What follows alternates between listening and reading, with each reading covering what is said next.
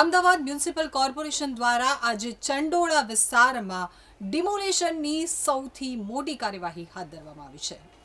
અમદાવાદના ચંડોળા તળાવ વિસ્તારમાં ગેરકાયદેસર બાંધકામો સામે અમદાવાદના ઇતિહાસની સૌથી મોટી ડિમોલેશન કામગીરી શરૂ થઈ ગઈ છે, જેમાં લલ્લા બિહારના ગેરકાયદે ફાર્મ હાઉસ અને મકાનો ઉપર જેસીબી તેમજ બુલડોઝર દ્વારા તોડકામ હાથ ધરાયું છે।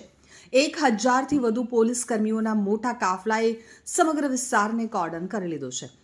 સિયાસતનગરમાં ક્રાઇમ બ્રાન્ચની ટીમે કોમ્બિંગ કર્યું અને ગેરકાયદેસર મકાનોમાં રહેતા લોકોને બહાર નીકાળે ઘર ખાલી કરવાની અંતિમ સૂચના આપવામાં આવી। અમદાવાદ મહાનગરપાલિકાના 7 ઝોનના એસ્ટેટ અધિકારીઓ, હેલ્થ, સોલિડ વેસ્ટ મેનેજમેન્ટ અને इंजीनियरिंग विभागના अधिकारियों हाजिर रहा था। ये जैसा कि आप जानते हैं आसपास चंडोला तालाब है और इस पे पहले भी कामगिरी 2009 में की गई थी। फिर से इन लोगों ने गैरकायदेसर मिलकत स्थापित की है।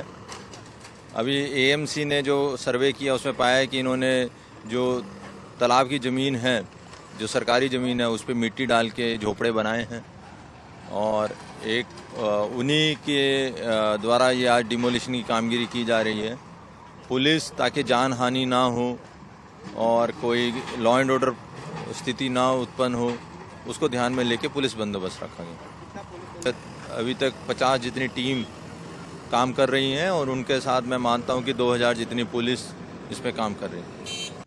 અમદાવાદના ચંડોળા તળાવમાં હાલમાં મેગા ડિમોલેશન કરવામાં આવી રહ્યું છે, તો પોલીસના સર્ચ ઓપરેશનમાં 800માંથી 143 બાંગ્લાદેશી નાગરિકો હોવાનો ખુલાસો થયો છે, જેના પગલે ગેરકાયદેસર વીજ કનેક્શનો કાપવામાં આવ્યા અને જેસીબી બુલડોઝર દ્વારા ગેરકાયદેસર બાંધકામો તોડી પાડવાની કામગીરી શરૂ કરાઈ છે।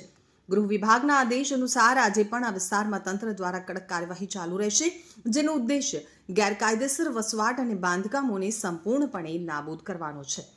અમદાવાદના ચંડોળા તળાવમાં હાલમાં મેગા ડિમોલેશન કરવામાં આવી રહ્યું છે, જ્યાં ગૃહ રાજ્યમંત્રી હર્ષ સંઘવી પણ પહોંચ્યા છે। તો તાજેતરમાં ચાલી રહેલી મેગા ડિમોલેશનની કામગીરી નિહાળવા હર્ષ સંઘવી ખુદ પહોંચ્યા છે। આ સાથે જ માહિતી મળી રહી છે કે તેઓ આ કામગીરીમાં રોકાયેલા ઉચ્ચ અધિકારીઓ સાથે બેઠક કરી હતી।